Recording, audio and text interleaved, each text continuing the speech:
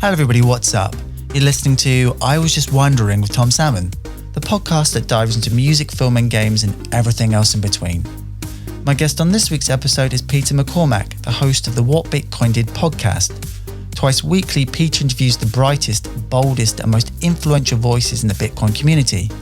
Launched back in 2017, What Bitcoin Did has gained a huge global following over its 283 episodes so far, becoming the #1 Bitcoin podcast in the world. We jumped into Peter's experience of buying Bitcoin for the first time, how Alex Winter's 2015 documentary Deep Web explored the controversies around the trial of Silk Road founder Ross Ulbricht, and what are the major financial pitfalls of the modern financial system, and his love for Bedford Town FC. So, if you're running, stuck in a traffic jam, or sitting behind a desk at work, I hope you enjoy my interview with Peter. So just a quick introduction for people who don't know your Bitcoin journalism and podcasting work. Who are you and what do you do? Yeah, hi. Thanks for having me on, Tom. My name's Peter McCormack. I do struggle with the term journalist. It's a really funny term. I tend to find that when people don't like your work, they'll say, "Oh, you're not a journalist. You're just an entertainer."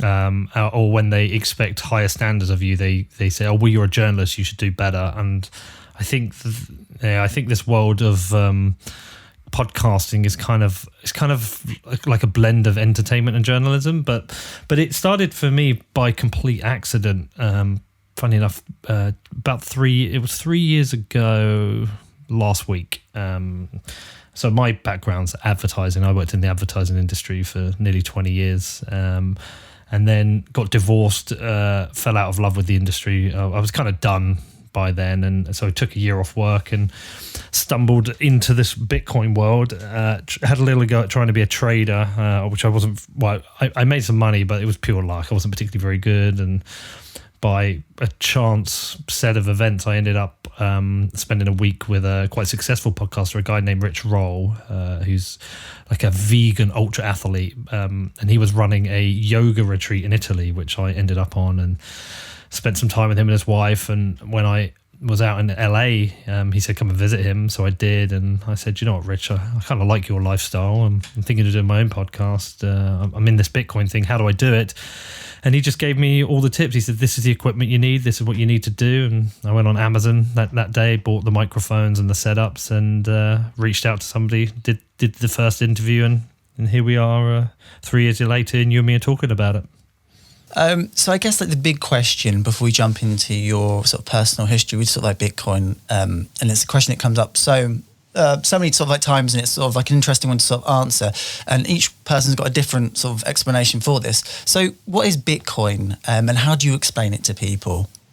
Yeah, it's a really good question, actually. And I'll tell you why it's a really good question, because it is a very hard thing to get your head around to begin with. People hear about it a lot. So usually you hear about it, either there's someone in your social circle who's the Bitcoiner, that person who's into Bitcoin, or you hear about it on the news, and it's either a hospital's IT systems have been hijacked and they want a ransom paid in Bitcoin, or you hear about the price going up or the price crashing, but you don't really hear too much about really what it is, and it takes a long time to get into it. But I think one of the best explanations I've heard, and the one I tend to stick to myself, is I say to people, it's basically gold. It's like gold. We called it gold 2.0, but it's got this magical ability that you can teleport it anywhere around the world.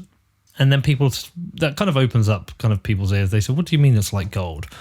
And I explain, well, you think of gold, most people think of gold as jewelry or something that's used in electronics, but actually gold's primary purpose is value. It's a store of value and something that holds value. And you explain to people why it holds value. It's because it's scarce. There's a limited amount of gold in the world, and it's pure. But it's scarce. It's very hard to get hold of. So it tends to hold value quite well over time. Bitcoin is, I explain to them, it's virtually the same. What it is something that is scarce. There's only 21 million of them. And because of that, it holds value. But it has this magical ability. The problem, there's a couple of problems you have with gold, is that it doesn't function very well as day-to-day money, in that, after this interview, you said to me, "Do you know what, Pete? do you want to buy my, I don't know, do you want to buy one of my t-shirts off me? And I'd be like, yeah. I said, well, it's £20. And if I wanted to pay you in gold, I've got two problems. I've got my big lump of gold, which I have to somehow shear a little piece off and hope it's of the right value. And then I've got to get it to you, which means I've got to post it to you. But the great thing about Bitcoin is divisible down to 8 decimal places. So maybe it'll be 0.000325 Bitcoin or whatever. And then you just send me your address and I can send it to you. And so it's digital gold it's gold 2.0 for the digital era. What's interesting about the parallel between gold and Bitcoin, and what's kind of interesting at the moment being in this sort of like space, being in sort of like Bitcoin, is over centuries, there's the idea of the sort of gold myth and what it's been sort of like used for, and people have written about it and lusted after it. And we're the very beginning infancy of the sort of like, in a way, sort of Bitcoin myth of writing a narrative about this particular sort of currency, of what it means and what it can do. And I guess, is that sort of like part of your work, I guess, or like podcasting, is to engage in this sort of narrative and sort of like expand upon it and explain it to people? Yeah, in some ways. The reason I set up the podcast is because Bitcoin is quite complicated. There's a couple of key areas that are very complicated. One, the technical side, just getting your head around what a decentralized system is and how it works and how you as an individual interact with that. Because being decentralized, there's no customer service.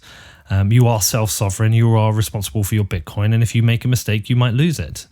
So understanding that is quite complicated. The second thing is the economics side to things. I studied economics at school, and it's very much Keynesian economics, which I've come to learn is actually a flawed model of economics.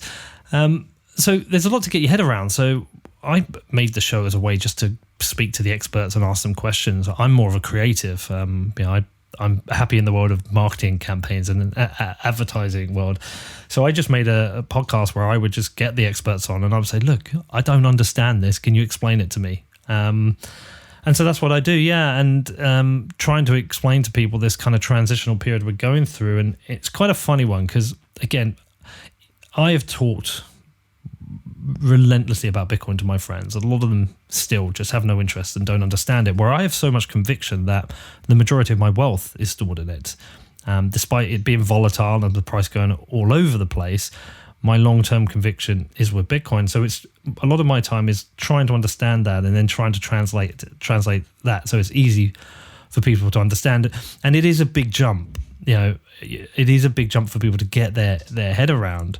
But I think it's really important because I always think a good analogy is if you think of CDs and MP3s. I don't know about you, but in my wardrobe here, I've got over 1,000 CDs sat there that haven't been touched or played.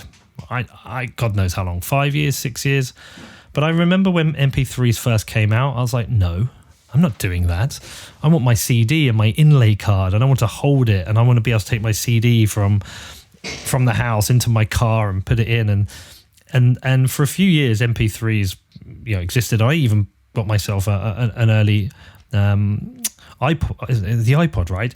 And then I would convert my CDs to MP3s and upload it. And then Spotify came along, and I created a playlist and I paid my whatever subscription. I was like, shit, there is absolutely no need for me to ever buy a CD again. And I never did.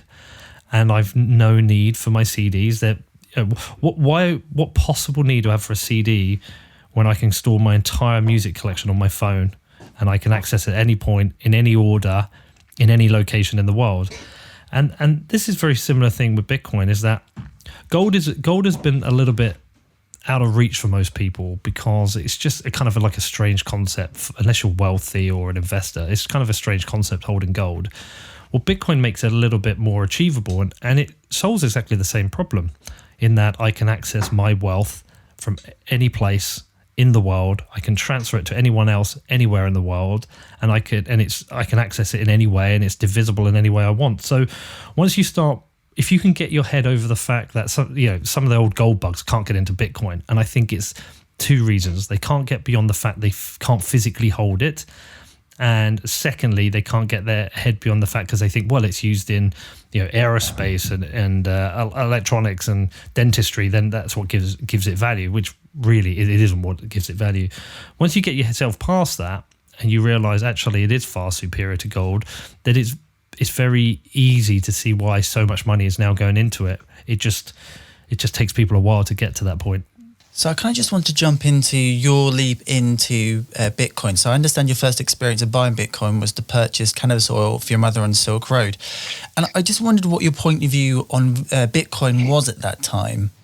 Well, actually, it was before then, but that was my return. So I first discovered Bitcoin in 2013 via the Silk Road. So one of my friends phoned me up and he was like, Pete, there's this website you can buy drugs on. I was like, what?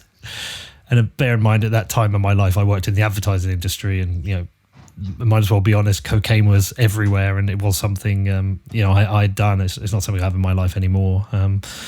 But at the time, I was like, what do you mean? He's like, yeah, there's this website, and it's like Amazon. So all the people who are buying and selling are reviewed, so people don't sell crap. And I don't know what your listener base will be like, whether they'd be pro or anti-drugs. I'm personally, I don't care. People can do whatever they want, but whatever they want in their body. I don't believe the government should regulate this. And one of the things I do know is that the war on drugs has failed. And the war on drugs also leads to a harm and higher levels of crime. Whereas the Silk Road, the website we're talking about, actually led to reduced harm and took a lot of crime out of the industry, a lot of danger out of the industry. It actually essentially professionalized it. And a good, sorry, I'm just going on a tangent here, a good way to look at this is that if you're a weed smoker and you wanted to, you want to get a bag of weed, you phone your dealer up, you say, I'll be there in 15 minutes, maybe you'll be there in an hour, maybe you'll meet in Sainsbury's car park, maybe you'll cut you shy on the amount. But it's just, it's a very basic operation. Now it's legal in the US. I spent a lot of time out there. One of my friends owns a store in Colorado. It's so professional now.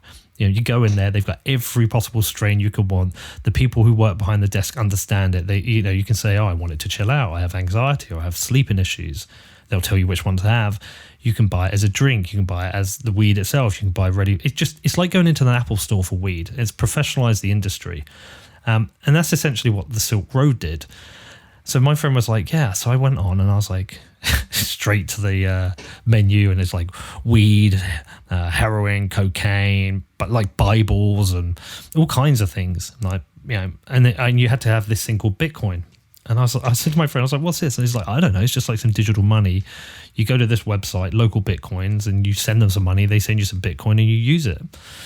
And I was just like, this is fucking mad. And so I used the website quite a bit. And I thought it was amazing. What ended up happening, though, is just during that period, I ended up getting divorced, did a bit too much cocaine about that period, and then stopped. And I stopped taking drugs around then. Funny enough, though, I'm very good friends with the mother of the guy who has been sent to prison for the rest of his life for Greater Silk Road. That's Ross Ulbricht. I know his mum very well. I've interviewed her a few times, and that's a whole other tangent we can go down. But what ended up happening then is I quit work, took a year off work, discovered Bitcoin. No. What happened was then my mum got sick with cancer, and we wanted to treat her with cannabis oil. Obviously illegal in the UK because we have archaic drug laws here. And so I said to my dad, I said, remember that coke problem I had? He said, yeah. I was like, well, we can go on that website. Well, not that one because the Silk Road had closed down by then. But I said, there's these websites, but you just need Bitcoin. And so I Googled Bitcoin, found the Coinbase website. We bought a Bitcoin, got the treatment for my mother. Sadly, she passed away, but we but I still had like half a Bitcoin left over or something. I can't remember. And there was this other thing called Ethereum. And I was out of work. I still had money left over from my advertising career. So I ended up buying a bunch of Bitcoin and going deep in it then. So it's a really weird set of events. That's fascinating. And then, so I was just listening to your first ever podcast interview you did almost 4 years ago with the crypto trader Luke Martin. And 3 years ago. Yeah, it was 3 years. Yeah, 3 years ago. And it was released so what, it was Thursday today. Was it Tuesday? I think it was, the 24th. That was the third anniversary of launching the podcast. Oh, okay. So I was sort of listening to that, and in terms of like talking about sort of financial strategy long term in investing. And I guess like, so from you diving into sort of like Bitcoin from that personal experience, you know, sort of moving from Bitcoin from being like a Darknet sort of like token to a bona fide digital currency, how did that sort of like transition take place for you, I guess, for you to see it as more of a sort of serious thing? Yeah, no, it's a good question. So, yeah, I guess what it was in doing the podcast, I just constantly met people and spoke to people. You know, sometimes I would be talking to a technical, but I think my third interview was Jameson Lopp, who's a technical Bitcoin guy, and then I'd maybe meet somebody who's on the economic side, and I kept hearing about this concept of Austrian economics. So spent a bit of time like learning the basics of Austrian economics and learning about what inflation really means, and I'm just like trying to, and you know, I guess what happened was I there's this crossover between economics and like political ideology, and there's lots of people in Bitcoin who are very much anti-government, anti-state. I'm cynical of the state, but I'm not a full anarchist. But there's a lot of libertarians in this community, and I guess I just spent a lot of time with them, and you know, they explained a lot to me about the problems with the state, the ability the government has to print money at will, what the impact that has on everyone else, collectivist ideas of, you know, so some people call it socialism, but it's not true socialism. But I guess we live in that age where people think if you're taxed and that tax is redistributed to poor people, they think that's socialism now. But obviously, it's not true socialism. But you know, the criticisms of that, and I was very much grew up as somebody who was happy to pay tax and agreed with the redistribution of income. But you know, I spent a lot of time looking into how flawed the state is, especially with regards to financial managing the financial coffers. I think here in the UK, we can just look at what's happened with the coronavirus and how much money the government spent on on certain issues and the amount of money they're borrowing and the impact that has on people. And I guess I'd got to the point where some people said some like really interesting things to me. Like, we're obviously in the UK, we're huge fans of the NHS. And it's very, very controversial to say the NHS is bullshit. People don't like to hear that. But I think it's a debate that needs to happen. And my own personal criticism of the NHS comes from my experience of spending time with these people explaining issues to me. Now, I'm not saying let's dump the NHS. What I'm saying is that the problem you have with, like, you and I have to run a budget, right? You either have rent or mortgage and bills to pay. And if you can't pay those, you can borrow money. If you can't end up paying your loans, you default and you can be bankrupt. The government is never essentially bankrupt. They can just almost borrow relentless amounts of money. And if they struggle to pay back their money, then what they can do is they can essentially drive up inflation, which kind of pays it off by devaluing the currency. You know, there's no real penalties for the government for making mistakes, but the penalties happen to us. And if you look broader, other countries that have, really suffered under mismanaged economies. Lebanon recently, there's people who've had their entire savings wiped out through inflation. It happened in Venezuela. I actually went out to Venezuela and made a film about Bitcoin there, and I saw exactly what's happening there, the results of hyperinflation. And it just, I guess what's happened is Bitcoin's got me to this point where I've realized that I'm not completely anti-state, but I think there should be a drive for a smaller state, less government interference, less regulation, less tax, and it's like this thing where people say, we shouldn't have billionaires, like it's a zero-sum game. What we should have is better incentives for people to work and be productive. And so going down this kind of whole Austrian economic side of things has just taught me some of those. Now, I wouldn't be the guy to interview about that because there are experts in that area, but what I've done is learned enough about it to learn that money can be debased. And the value you think you hold can be wiped out, and potentially the value you hold can be seized from you or in certain ways. And it just makes me want to hold my money and be responsible for my own choices and have less interference from the government. What I find interesting, and something that sort of cropped up as I sort of was doing sort of like research for this interview, and in terms of sort of currency, interestingly, so America for a long time, I think maybe like 200 years, they had like competing paper money from private and public banks. There wasn't like a unified currency for the longest time in America, and then suddenly they came up with the dollar to sort of like centralize it. So what's sort of interesting about cryptocurrency that I sort of like find, because obviously you've got Bitcoin and Ethereum and Litecoin and all these sort of altcoins are sort of competing in this sort of like space, that somehow we're so much more skeptical of Bitcoin and cryptocurrency, yet the whole, I guess, like the evolutionary process of money has been sort of like competing currencies till one kind of wins out. And we're just in a particular period of history where we're reassessing money and its value and how it's applied to our sort of day-to-day lives and who actually has control over that. Yeah, that's a really good point. The competition for money is important. The competition itself is important. Now, this is why it's important. The true socialism, where the state owns the means of production, is proven time and time again through history to generally be almost flawed in every instance. I'm sure I'm trying to remember my childhood. I mean, I think I'm a bit older than you. How old are you, Tom?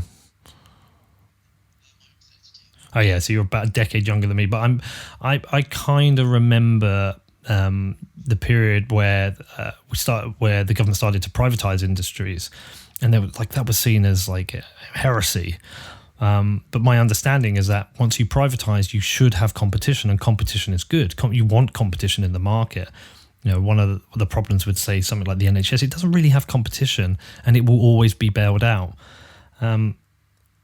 Competition is good. Competition drives better productivity, and that should exist for money too. We should have competition for money, because the reason I hold most of my wealth in Bitcoin is because I believe it's the best form of money there is. When I compare it to, so there's a couple of real standout things to me. It's that nobody can steal it from me. I hold my money. No, I don't have to have a bank account. I hold those private keys. No government can debase it. I mean, I don't know if you've seen our government's debt to GDP ratio is over like 105% now, and the US is like nearly 130%. That gets paid off through inflation, and inflation is a hidden tax. We get almost conditioned to believe in like inflation is a natural healthy part of the economy. It's not. And inflation is a hidden tax. It's if your interest rate is below inflation, which it is, you'd be lucky if you get 0.5% interest rate right now, and we're hitting 2.5% inflation, then your savings are being inflated away. Your hard earned, and you extrapolate that over 10, 20 years, you can see what happens.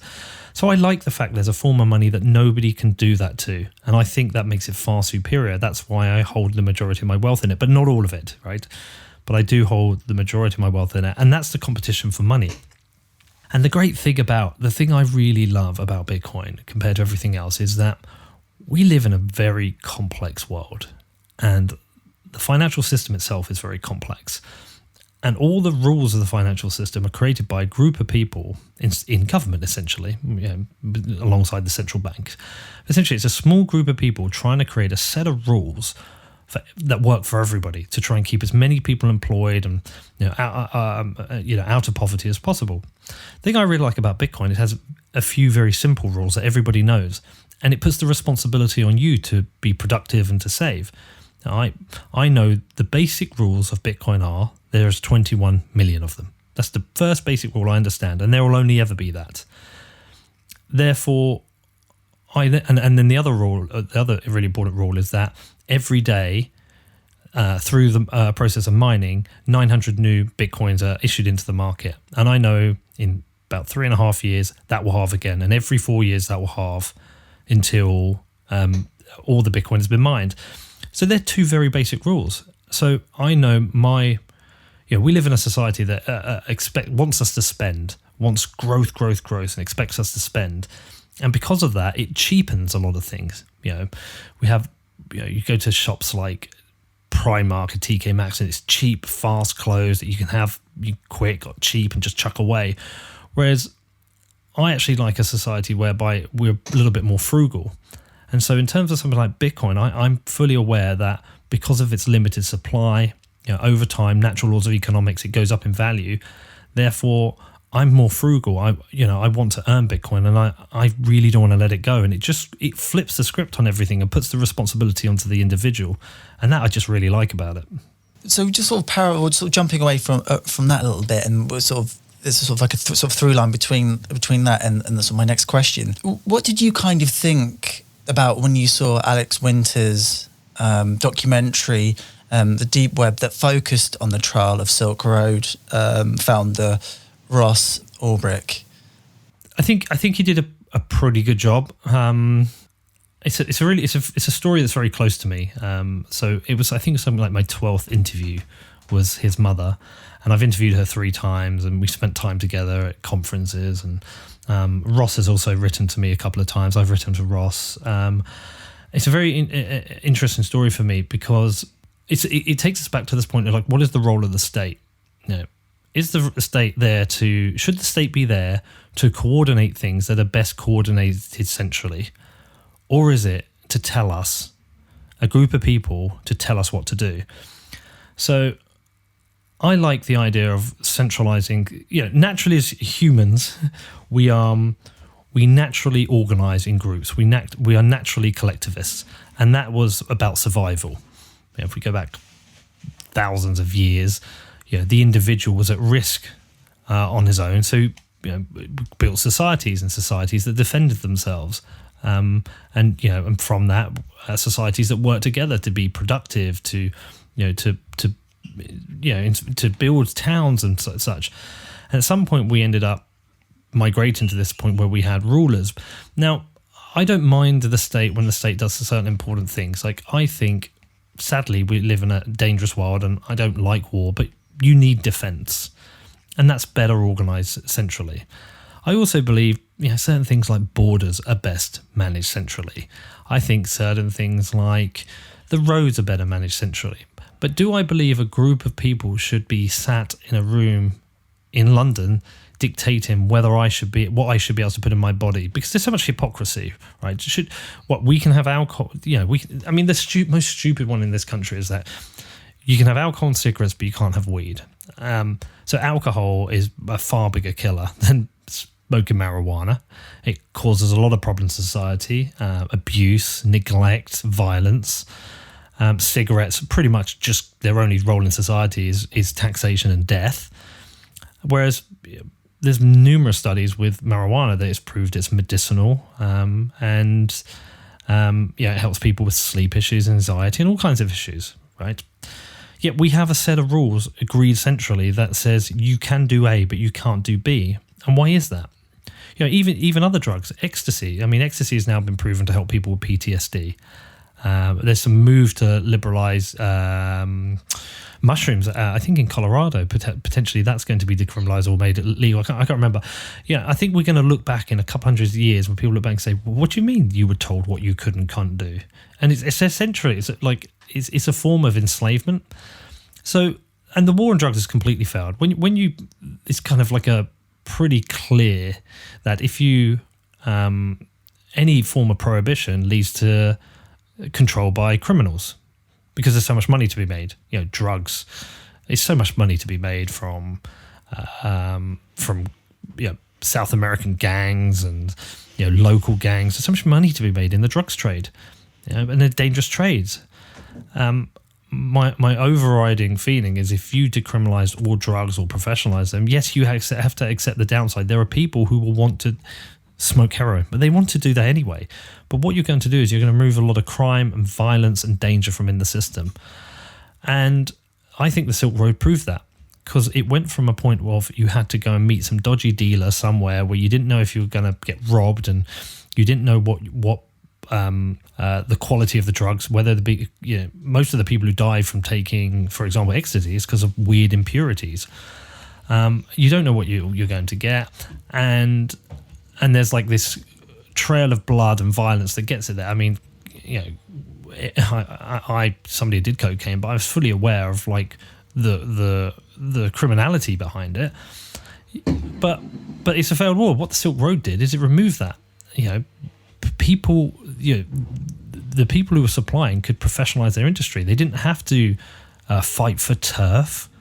They could set themselves up somewhere, sell online, and distribute in the post, get paid in Bitcoin. So it's worth looking up the Drug Policy Alliance, because they did a study that how the Silk Road removed violence and danger on the street, both for consumers and sellers.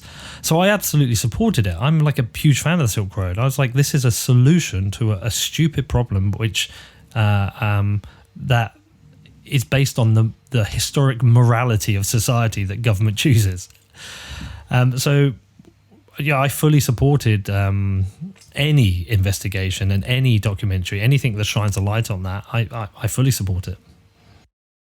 In regards to Ross and his criminal case, so I guess it's interesting because in terms of the people or like the law enforcement or the people sort of surrounded that, what's sort of interesting about the Silk Road is it was this community, and you forgive me, like I'm not 100% on like all the facts, but it was sort of speculated that the Dread Pirate Roberts was a username that was occupied by 3 or 4 different people, and Ross just happened to use that moniker when he was doing more the, I guess, like customer service and kind of things, and to purely pin the whole creation of Silk Road, its management, its coding on one person would be too much, because it was such a sort of vast and sprawling business. So in terms of how he's treated, like he was pinned as being the sort of big sort of like drug kingpin, and as far as I know, he's the only person that's been prosecuted in regards to sort of Silk Road, and also he got a life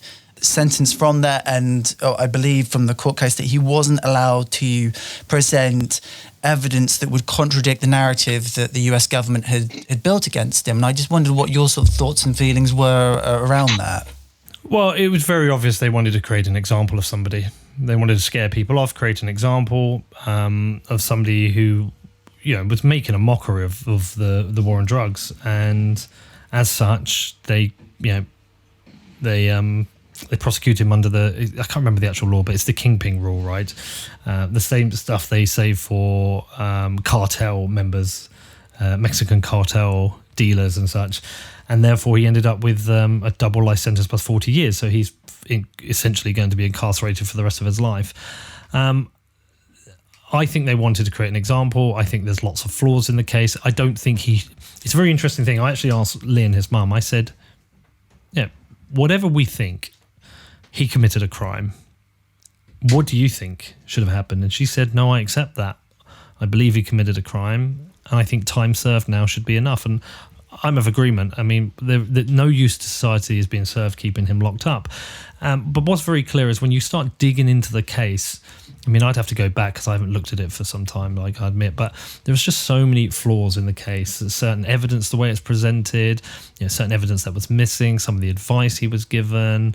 I think Judge Forrest absolutely wanted to create an example out of him, but there's been so much hypocrisy since. The guy who created Silk Road 2, I'm trying to remember, like I'm sure he got like weeks or something, and he was selling paedophile material on his, whereas Ross had like a moral backbone. It was like his belief was you should buy anything which affords you freedom, whereas other Silk Roads and other dark markets since haven't given a shit. It's just about making money.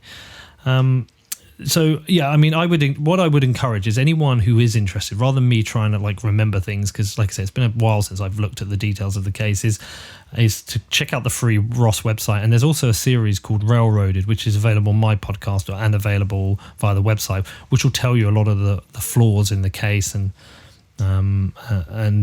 I just don't, and I think if you're completely anti-drugs, or if you've lost someone to drugs, it's going to be very difficult for you to see the side of the argument. But if you can be dispassionate about it, I think it's very difficult for anyone to believe that any good is being served by society keeping him in jail.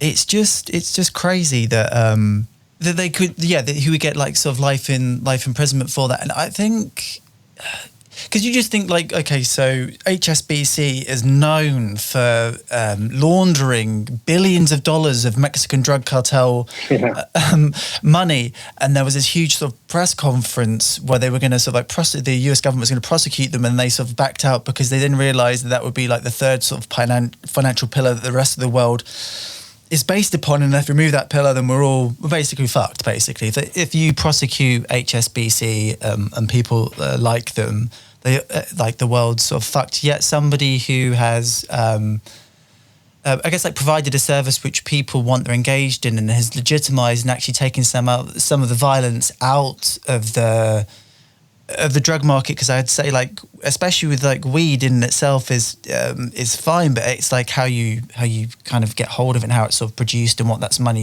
money is sort of used for, causes a lot of problems around that. And I guess like formalizing that or knowing where it's going can only improve things for people. Yeah, I mean, there's so much hypocrisy in the system. I think a great example is if you look at the 2008 financial crisis. Essentially, the whole world was brought to its knees by poor policy decisions within the US government over multiple administrations, poor advice by the Fed, and greedy Wall Street bankers who created a ticking time bomb through greed. And nobody went to, well, one guy went to jail, I can't remember his name, the guy at Credit Suisse, who was basically hiding 100 million in losses, but no one essentially went to jail for that. Yet we had Black Lives Matters protest was triggered by the arrest of George Floyd, who, by the way, is not, I don't need to debate whether or not he's a good person or not. He was using a fake $20 note, and he ended up being arrested and losing his life. And we just have this so much hypocrisy in the system whereby the big banks and the big corporates seem to get away with stuff, and it's just hypocrisy all over the place. And it just, and I try to avoid being a conspiracy theorist, which is very easy to do these days, especially with Twitter echo chambers and the crap that comes out from 4chan and QAnon and that. But at the same time, I do recognise there is a them and us with the elites, and there is a lot of hypocrisy in the system, and people get away with stuff which they shouldn't do.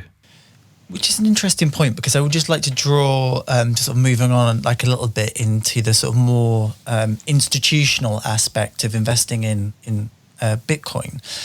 So as a counterpoint, the Deep Web film, a year later, Chris, I'm probably going to pronounce his last name incorrectly, but I think it's Carucci's film Banking on Bitcoin, looks at the battle to open the first Bitcoin exchange on Wall Street. But just in terms of broad brushstrokes, do you think like mainstream capitalism will ultimately diminish Bitcoin's ability to really change our current financial system? No, I think Bitcoin can change the system itself. There's this meme that goes around Bitcoiners where they say Bitcoin fixes this. So when you find a problem in the system, you say Bitcoin fixes this. It's the idea being is that a lot of the problems in the world, in a lot of the problems we're going through are rooted in money and rooted in the control of money. All across the world we have corrupt governments. I mean, how many times do we see situations of corruption in African countries or Middle Eastern countries, that's put out? But the same stuff is happening in Western countries. It's just happening everywhere. There's so much corruption in the system, and also so many other problems with the money. You want good hard money. You want good, reliable money. You don't want money that can be inflated away and printed at will, because the incentive models are skewed. And so actually what can happen is Bitcoin can bring a lot more responsibility and a lot more honesty into capitalism. I mean, capitalism itself, look, I'm pro-capitalism. I'm not a fan of socialism. I understand some aspects of tax and redistribution, but I think it's better that we move as far away from that as possible. But people who are pro-capitalism in the current system are actually pro a skewed system. And a great example of this is during the pandemic. It's worth going to look this stuff up. Obviously, the governments across the world instigated lockdowns, which had a very dire impact on certain people's lives and careers and businesses they maybe spent a long time building up. And the way that's been financed is through furlough schemes and huge amounts of money and borrowing from the government. But what's happened during that period is some people have been financially ruined by this. They've lost their businesses. We've seen how many companies have gone into administration. Yet some of the richest people in the world, their wealth has increased during this period. And you only have to go and look at the stock market. If you look at the S&P in the US, productivity is down, unemployment is up, and yet the stock market is setting new highs. What's happening is that this is an inflation of the currency. If you go and actually measure so I always say to people, they say, well, the stock market's doing well. Go look at the stock market measured in gold. When you look at the stock market measured in gold, it isn't doing as well as you think. It's actually dropping. And that's because the value of cash itself is being lost. And this is all to do with a financial system where there are no tight reins on the spending. And I'm not an economist. All I'm doing is repeating things I've heard as best as I can from the interviews I've done. I recommend going to check out a lady called Lynn Alden, and I did an interview with her. She's great. She's really good. But she talked to me about these cycles, these boom and bust cycles we've all heard of. But the idea being is that the government should, during a period of boom, should be running a surplus, and during a bust, should be using that surplus to bail themselves out. The problem is there's so much desire to hold on to power that governments just spend, and they try and spend themselves out of situations. Print more money. How do we fix this problem? Print them. Fiscal responsibility isn't popular with the electorate. So we have huge problems across the financial system because of the money, because it's so easy for the state to print it, and to the misaligned incentives that come off the back of that. Just sort of moving on, sort of from that, in terms of, I guess, like those sort of key sort of documentaries like the Deep Web and Banking on Bitcoin, and there's Cryptopia. Basically, there's a whole bunch of things, especially around 2014 to 2015, 16. There was just a boom of these Bitcoin documentaries. We're now sort of five years or so away from that, and I understand that you're producing your own Bitcoin documentary called Battle for Bitcoin, I believe. I mean, how far along are you in that creative process? I got quite far pre-pandemic. We had fully structured out as like 10 episodes. It was originally going to be a podcast series, 10 podcast episodes. But what I was going to do is I was going to do all the interviews in person and just have a camera crew with me. So following up from the podcast series, if that was successful and somebody was interested in it, thought that could be made into either a mini series or a documentary itself, then I would have all the footage to do that. But the pandemic has essentially put that on pause. So my plan is to do something with that next year once we can start flying again and I can go and do the interviews. It's just I just started getting into the kind of idea of becoming a filmmaker myself towards the end of last year. I made a couple of very basic documentaries. I did one in like Colombia and Venezuela, which is all about what's happening in Venezuela, and another one at the border between Turkey and Greece during the migrant crisis. Just trying to learn. I learned so much in those few weeks, and I've still got a huge amount to learn. I'd love to become a filmmaker though.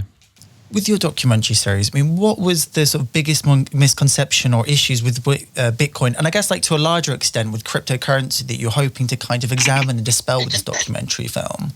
Oh, so that's not really the goal of it. The battle for Bitcoin really is the story of. So one of the interesting things about Bitcoin is it is a blockchain. You hear about the blockchain. And I won't go into the technicals about how that works, but essentially the blockchain exists to stop something called the double spend, which was a problem that needed solving with regards to digital money. What can happen with the blockchain, essentially this chain, is that it can fork. And you've heard about mining. If miners mine both forks, you essentially split it and create two coins. So when you hear about something like Bitcoin Cash or Bitcoin SV, they are essentially forks. Okay, it's not the hardest thing in the world to do. There was a time Bitcoin has a very limited block size. That means every block, which is every 10 minutes we get a new block of transactions, and every block it has a limitation for the amount of data. It's 1 megabyte. Now, there's been some things that have been done which increased something called the block weight, but I think that's too complicated for now. But let's just say there's 1 megabyte of data possible per block. There are a group of people who believed that the transactions were getting too expensive and wanted to increase the block size. So they wanted to increase it to 2, 4, 6, whatever megabyte. And the reason they wanted to do that is that if there's only a limited amount of transactions in get into a block, it's essentially the economic supply and demand that set the transaction fee. So during the 2017 bubble, you were paying up to $50 to send a transaction, which is a lot of money. So you can't use Bitcoin to buy a coffee at that point. You shouldn't be using Bitcoin to buy a coffee anyway. But by the by, there are some people who believe that transactions could be super cheap and super fast and therefore needed big block sizes. So there was a huge debate, essentially a war within Bitcoin, where they tried to increase the block size, and it became vicious. I mean, it was a civil war, people attacking each other, arguing on Reddit, fighting about the issues. And then what ended up happening, there ended up becoming a split, and something called Bitcoin Cash was created, and the community split along that. That's essentially what the battle for Bitcoin is. It's that story of what happened during that period, and it's essentially, it will tell the story of Bitcoin to tell that story, but it's essentially the story of that period, because it's a very, very, it's probably the most important time in Bitcoin, the most important event. It felt like a corporate takeover of Bitcoin. And that's interesting, because I think is it Roger Ver who created Bitcoin Cash? And from my research, I know that you two have butted heads. And I guess similarly, I saw a rather, what was it? I don't know how I would sort of describe it, but a very, I guess, like testy sort of interview, I guess, with like the Hex creator, Richard Hart, I believe he's called. Yeah, fuck that moron. Which is... moron. I mean, I don't bring it up to sort of like stir the pot, but what I find kind of interesting, and obviously Roger Ver he's featured a lot in the early sort of Bitcoin documentaries, and he's so-called the Bitcoin Jesus. He was sending Bitcoin in for a documentary I saw through a sort of TV screen, and, was sort of evangelical in his love for Bitcoin, but I don't know this person. I only know from what I sort of presented of him. He seems a very sort of like smart individual, but there just seems to be a God complex, and I guess you could say the same thing from what I saw of Richard Hart, this idea of sort of like God complex or God complexes within this particular space. So I guess my question is like, how have you found, I guess, like navigating this sort of like space where the rule of thumb is like, if you haven't retired by the time you're 25 on sort of billions of dollars, you're kind of like past it in a way? Yeah, it's a really, really good question. It is a complicated space full of very strong personalities. Many have been into Bitcoin way longer than me, earned their stripes, been through all the battles. I'll deal with Richard Hart very quickly. The guy's a moron, and everything he's doing with Hex should be ignored, and I just forget that stuff. Roger Ver is an interesting character, and I did fall out with him at some point, but I had the opportunity to interview him early on. I flew out to Tokyo and I did it. There is no denying Roger Ver did a lot for the early days of Bitcoin. He did a huge amount for the promotion of Bitcoin, and that itself is remembered and respected. But he has fallen out with the Bitcoin community because his view is that Bitcoin should be used for transactions of any size. It should be fast and cheap to use. Doesn't matter whether you're want a cup of coffee or we want to buy a car. So there's a lot of arguments about that, and he fell out with the Bitcoin community because his view is that it should be doing what Bitcoin Cash is. So he's gone off to do that, and it's become a war between him and other people. And I fell out with him at one point, really badly actually, and we butted heads quite a bit. Recently, I spoke to him again, and agreed to disagree. But like I apologize, and actually I'm involved in a lawsuit right now, and a lot of people don't know this. Actually, I haven't even talked about this personally, but Roger offered to help me out financially with that because it's a lawsuit I could not afford, and he didn't want anything in return. Like there was no ulterior motive. He was just like, I recognize what you're going through. If I can help, I can write you a check and such.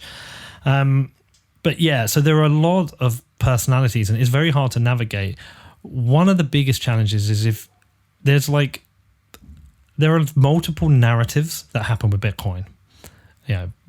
Economic ones, ideological ones, technical ones. And there's a lot of strong personalities having strong arguments and debates around it. And kind of Bitcoin ends up taking a direction based on those kind of arguments. It gets pushed and pulled in directions. But like my view is whatever happens with Bitcoin was best for it based on these arguments. But if you push too far, you go too wild in some area, you're going to get your wrist slapped. And if you continue, you can become humiliated or disregarded by the community. Roger's one of those ones now. He's completely fallen out with the whole Bitcoin community. He's doing his own thing. And because his ideas are so far out there, and he was seen as somebody who was attacking Bitcoin. Richard Hart, similar, he's created his own shitcoin bullshit, and he's been disregarded. And there's other people who are kind of like half and half. There's a guy called Eric Voorhees who I really like. I get on really well with. Strong Bitcoiner, long-term early fan of Bitcoin, but he's very much into altcoins. Most Bitcoiners are very much anti altcoin. So he's kind of like 1 foot in, 1 foot out. Someone like me, I'm fine with him. I get on with him. But there are plenty of people who've totally disregarded him. So it becomes a real challenge trying to navigate that space. And what I try and do because of my podcast is I still want to hear all voices. I don't believe any amount of discussion damages anything. It can only help. Even I haven't had Roger Ver on my podcast for years, but I wouldn't be opposed to doing it because things can be learned from those conversations. I think people can appreciate, the debate around, for example, if it was block size, whether or not you agree with him, you lose nothing by having the debate. And so I will entertain people on my podcast who other people are totally disregarded, and that gets me shit. I mean, I get yelled at all the time for the stuff I do. So yeah, it is a complicated place to navigate, and it is full of strong and interesting personalities, but that's part of the fun of the job as well. And just we talked about it fairly briefly. I was listening to the interview you had with the Winklevoss twins, and they were talking about their approach to Bitcoin and its valuation within the marketplace against oil and gold, and also like market cap. And one of the things I guess that onboarded me with Bitcoin, I guess two things I'd say from my own personal experience is that Tom, let me ask you a question. First.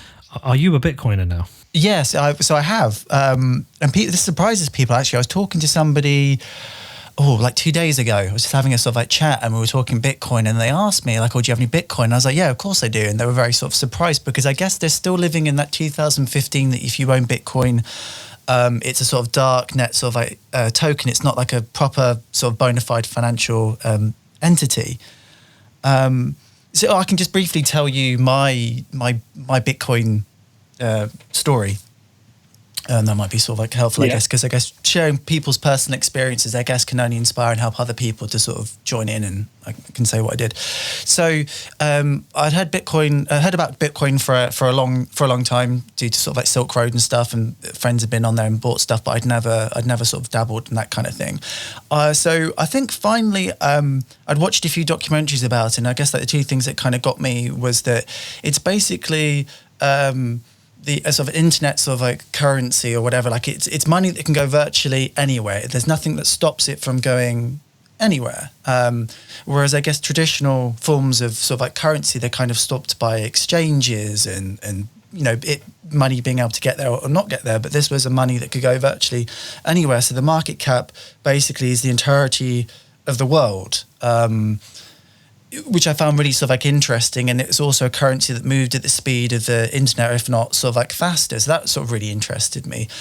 So I bought just before it hit its first peak. I think it was 3 years ago, when it hit £15,000 a coin, and then I just held and went through the dips, basically, because I just thought, well, I want to be part of this grand social experiment as well, because I guess I have a ideological attachment to it. The idea of there's 2.5 unbanked people in the world. Bitcoin can facilitate them starting businesses. I want to participate in that, because I'm not actually a proponent of regular charity.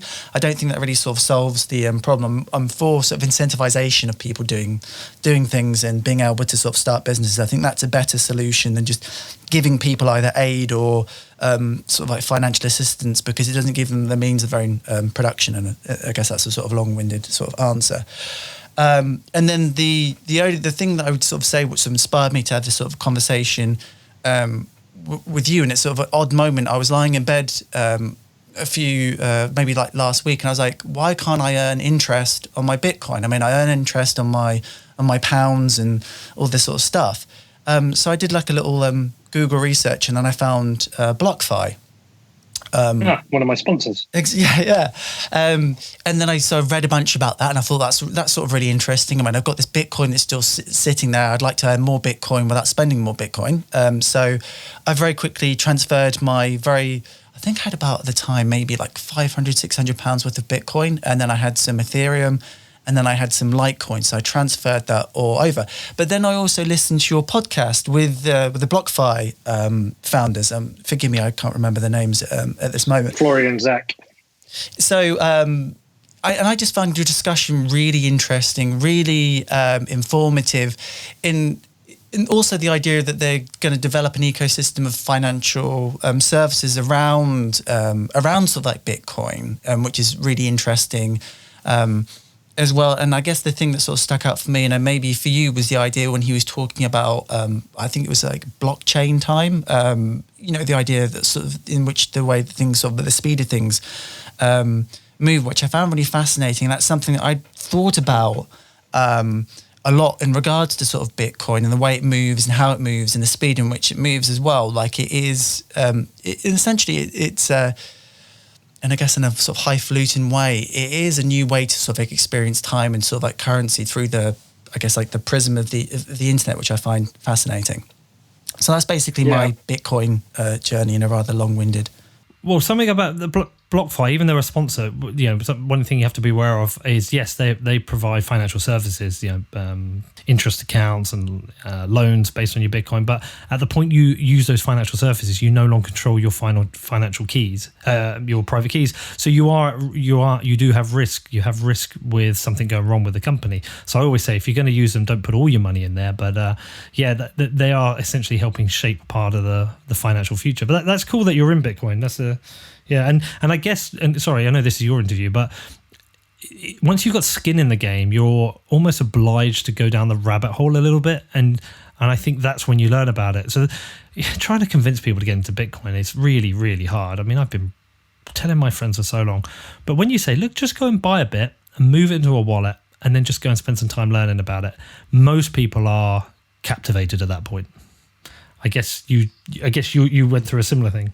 I think, it's like, so I guess the way I sort of like describe it, so there's certain industrial sort of like booms. I guess if you invested in sort of like the car when everybody was riding sort of like horses and you got into sort of Ford and stuff, you'd have made a lot of money. Okay, great. So, and then I guess like if you'd bought stock in Apple when Steve Jobs and Steve Wozniak were making sort of computers in a garage, you would have made a lot of money in IBM. So there's these sort of like booms and stuff. And I guess like, and I guess like technology adoption as well. That there's people that can kind of sort of like see the future. If it's not going to be that, it's going to be something like that. And actually being able to come on board. And even if even if Bitcoin fails, this is the sort of thing I'm happy that if it just completely goes up in a puff of smoke, the idea of Bitcoin and the principles behind it are sort of like sound, and I think they can be of benefit to the wider world in terms of somewhat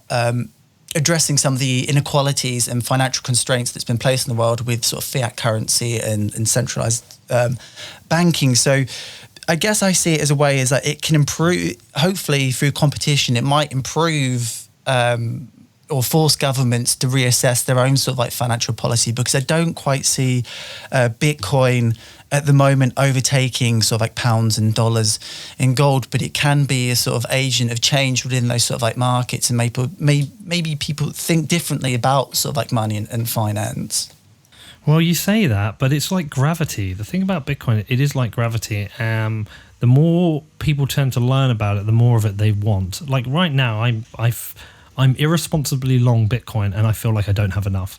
And any money I don't need over the next 6 months goes into Bitcoin. I've always got 6 months of like cash reserves for any kind of disaster scenario. Everything else goes into Bitcoin because you can usually ride out the volatility over a long-term period. But if you just track the cycles, we nearly had we had a dip today, but we nearly had a new all-time high this week. We're going to break through 20,000, and we will break 30,000 at one point, and we will most likely, I think, in the next year break 100,000. And because you have to look at someone like Michael Saylor from MicroStrategy, who put $450 million of his company treasure into Bitcoin. He said, I'm on a melting ice cube. This money is a melting ice cube. Where can I get returns right now? I'm going to put it into the best form of money there is and let it sit there.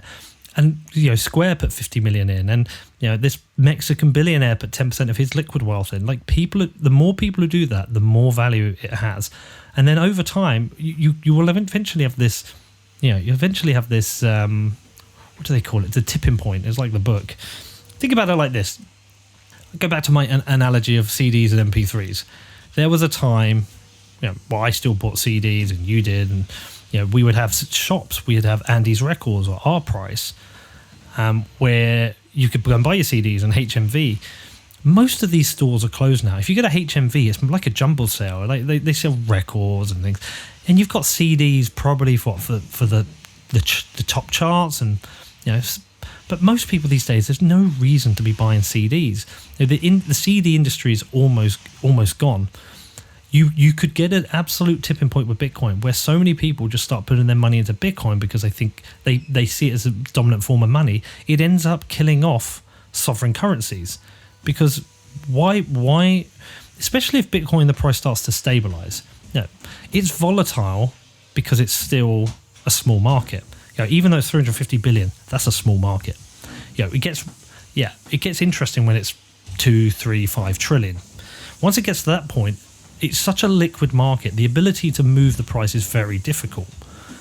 Also, the Bitcoin will be distributed into more and more hands.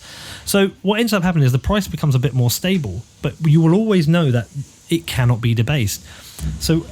So people over time will gradually think, shit, I want my money in that. I want it in the best form of money. Bitcoin's volatile right now, and you can't go from 0 to 350 billion in 10 years without volatility. But just imagine it wasn't volatile. Just imagine it was actually quite stable, and it kept growing in value, but just gradually and slowly. Maybe rather than these big jumps, every week it just went up, say, $100 in value per Bitcoin, and there was no volatility. Where would you hold your money? So I think what's going to happen is over time, we've got a lot of volatility now because it's new and it's risky. And the people who are putting their money in earlier, if they're right, are going to be the most rewarded. And those people who come later on because it's a bit risky, it's less risky, are going to see lower returns.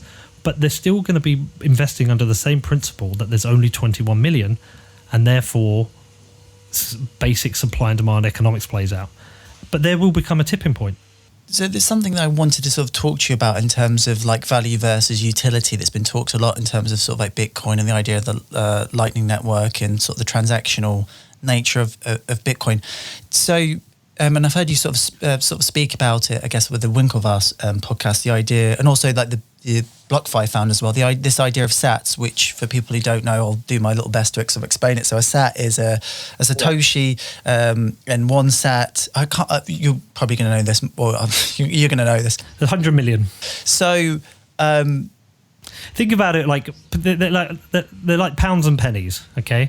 There's 100 pennies in a pound, there's 100 million sats in a Bitcoin. So we started, that sort of flicking that switch to say, okay, right, so Bitcoin's the whole thing, but maybe what would make people adopt more if they sort of started thinking about in sats or paying things in sats and stuff, like small denominations of Bitcoin, that might be an easier way in, because I guess when you talk to people, it's very sort of abstract in a way. You say I'm buying Bitcoin, they think you have to buy a whole coin. Yeah. You can buy a fraction of a Bitcoin. That's the meme. You can buy a fraction of a Bitcoin. And that's the thing. And it's so weird, that sort of hump to get over, because they immediately see the price of the Bitcoin, and it sort of puts them off. And also, I guess the terminology, coin as well. It seems like it should be, coins are small things. They're not large, important things in a way. Oh, well, only because they've been debased. There was a time where a gold coin was probably worth a lot. It's all down to debasement. So we just sort of spoke about it a little briefly in terms of the perception of Bitcoin. So the thing that I sort of like struggle with talking with family and friends is basically it's a bubble, it's a Ponzi scheme, it's fake money. Yet I know for a fact people who spent £1,400 on a single Pokemon card on eBay like more than once.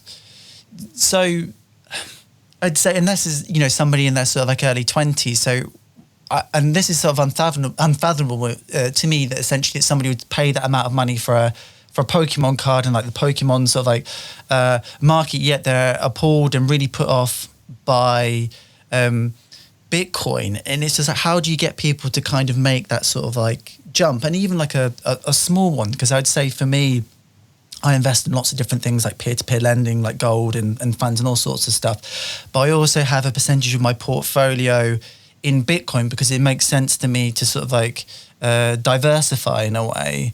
And I guess that speaks to a larger sort of like question about just your inherent sort of like financial education in this country is incredibly poor. Yet Marcus Rashford will talk about, rightly so, we'll talk about getting school dinners for people who can't afford them and, the inequality of that. But we don't talk about the inequality of financial education in this country. And I just wondered for you, how would you personally go about maybe improving financial education, I guess, is my long-winded way of asking this question. We have an education system where it's designed by the state, right? Why would they teach you financial literacy, which would teach you everything they're doing is wrong and the game is rigged in their favour? We're taught Keynesian economics, which, if we were to be taught, we'd be taught things like MMT. We'll be taught that inflation is a natural part of the economy. You need inflation because if you have deflation, it's poor for the economy. There's no incentive for the government to teach people the rules of the game that is rigged in their favour. And this isn't conspiracy. This isn't just some like cocked up conspiracy. It's fact that there is no incentive to teach financial literacy. Even economics is the economics degree A-level I did, I know is largely flawed in a number of ways. It's also very difficult to convert people into Bitcoin. It just is. I've got the biggest Bitcoin podcast in the world, and I can't even convince my friends. Right? People will find it when they need it, or they will find it when they have to, or they will just find it at some point or another, and usually through a painful lesson. I've traveled the world with my podcast, and one of the most interesting things was when last year I was in Uruguay, and I sat down with two guys from Argentina. They get it. They get Bitcoin straight away because Argentina has been through so many periods of inflation and the Corralito, and when there was a run on the banks and the banks essentially stole their money. In Argentina, they do not trust the government and trust money. They do not trust the banks. They keep money at home under the mattress. It's very easy to explain Bitcoin to people in Lebanon. It's really hard to explain it to people in the UK and in Western countries because the debasement of our currencies is so insidious and slow. 1-2% inflation a year. Maybe you hit 4%, but we've not had that kind of like 40% in a year. If you were to experience 40% inflation, if you were to go, and suddenly see a pint of beer was suddenly £8 rather than £5, and if you were going to go shopping and suddenly £100 shop now costs you £200, if you suddenly saw the inflation directly happening in front of your eyes, you would get it, but you don't because it's insidious and slow, and that's a problem. But convincing people is really hard.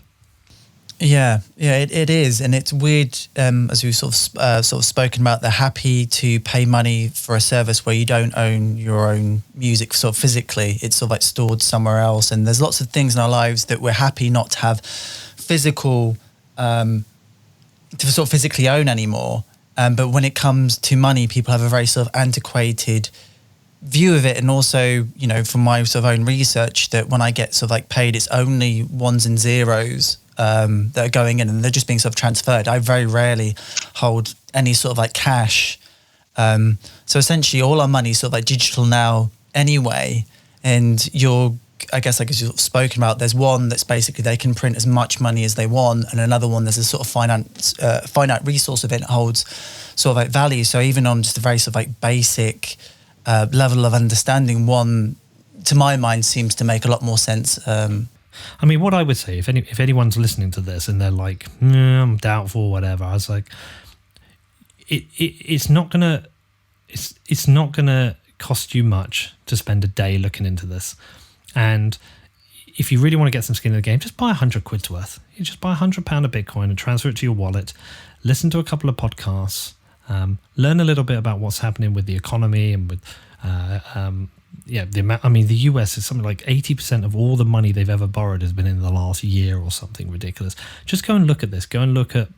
Just go and spend some time. I promise you, very few people who have actually spent the time digging into this have come out going, nah, I still don't believe it. It's the only people, the non-believers I tend to find are people who haven't spent much time because they can't get their head around this concept of a decentralized money that isn't controlled by the state. They can't, that's that. And also the people who discovered it very early on but didn't buy, they usually tend to be really negative because they regret. They've got so much regret. Like, it's too expensive at $10, $100. I'm not buying $100, it's too expensive. And then $1,000. And then they become very cynical and very hateful of it. But there's a very good interview I did with a guy called Vijay Boyapati called The Bullish Case for Bitcoin, which is entirely based on an essay he wrote about money and Bitcoin. It's worth checking it out. And I've also, on my podcast, I've got like a 17-part beginner's guide that will teach you all about money and Bitcoin. It is worth investing the time. It is definitely worth investing the time. So I just have two final questions for you before you wrap up. Sure. And I love these. I think this is so interesting to be able to sort of like listen back as well. So I'm going to ask you your 3 big predictions for Bitcoin in the next 5 years. Ooh, good question. 3 big predictions. Well, I don't like doing price predictions, but at the same time, I do believe certainly over the next 5 years, we will see a Bitcoin over $100,000. I'm very, very confident of that. Every model I've looked at is pointing in that direction. So that's prediction 1. Prediction 2 is we are going to see a big challenge to Bitcoin coming from the state at some point. Once a lot of money starts getting swallowed up and people realize that Bitcoin is a dominant form of money, that is a threat to the state. That is a threat to government. That is a threat to their control of finances. Now, depending on which country you're in, the response will be different. I mean, it's already kind of banned in China, and I'd expect Russia will possibly do the same, and maybe India and Brazil, those more kind of authoritarian countries. I think in kind of modern Western liberal democracies, it's going to be much harder. I think the state will find it difficult to do that, which will kind of start splitting the world into pro-Bitcoin and con-Bitcoin countries. So that's something I would be keeping an eye out for. The other big prediction I would put is, it's not a Bitcoin prediction, but it's a prediction related to Bitcoin. I think over the next 5 years, we're going to see the failure, or relative failure of a significant Western currency, whether it's the dollar, the pound, the euro. And when I say failure, I don't mean it's going to collapse in the way people think, but we will see high inflation and therefore massive debasement of the currency. It could be that the US dollar note is no longer the world reserve currency anymore. I don't really know, but I would say keep an eye on that, because that will drive money into Bitcoin. And finally, what's your dream project if money and time wasn't an issue? I think you know this. Have you done your research? Do you know? Oh, that's a great question, actually. Actually, I'm going to say, for argument's sake, I don't. Right, so there's 2. Like, I really actually want to be a filmmaker. So let's just put that one out there. I've always, ever since I was a kid, and it was just one of those things I never thought actually would be possible. I just don't know how people do it. And then I, saved some money, and traveling with my show, I brought a camera guy and we made a couple of films, and I think they're a bit shit, but I learned a lot. I would eventually like to become a filmmaker. Like, my goal is maybe 10 years time, when I've hopefully made enough money off the Bitcoin thing, I can just go and become a filmmaker. And I would love to do it. But perhaps I'll call you up and say, Tom, how the fuck do I do this? My other thing I really, really want to do is I want to become a Bitcoin billionaire, which probably won't happen, but I would like to buy Bedford Town Football Club and get them in the Football League. Yep, I knew it. I thought that's why you'd asked it, because I've always said, like, I always told my parents, because I support Liverpool, but I'm from fucking Bedford, mate. You know what that's like. I always wish we'd had a team. Well, like, for the size town we are, we should have a decent team, and we're not. We're in the lowest of low divisions. So I always said I was going to buy Bedford Town and get them in the Football League, and that's still my goal. It's still my goal, Tom. Because for people who don't know, who are listening, Peter and I are both based in Bedford, which is I guess like a smallish sort of like commuter town, which is about 45 minutes outside of London on the train. And I guess what's fascinating having this sort of interviews that somebody who has the number one podcast, Bitcoin podcast in the world, lives in Bedford. It just completely blows my mind. But yeah, that's funny. How funny is that though, isn't it? Like, it's just a funny. I'm very pro Bedford, and I always big up Bedford on the podcast. And I think people are always like, "What is this funny town?" But I'm being, how funny. Just quickly, how can people get in touch and get in contact with you and find your podcast? Yeah, so, I actually have two podcasts. So there is the Bitcoin show, which is What Bitcoin Did. Just search for What Bitcoin Did, you will find that. I have another show called Defiance, where I kind of touch on other subjects. I did an investigation into Ghislaine Maxwell, doing a series about Donald Trump kind of at the moment, and range of things there. And just reach out to me on Twitter. It's at Peter McCormack. And my DMs are open, happy to talk to anyone. And listen, once this lockdown is over, let's go and grab a coffee sometime.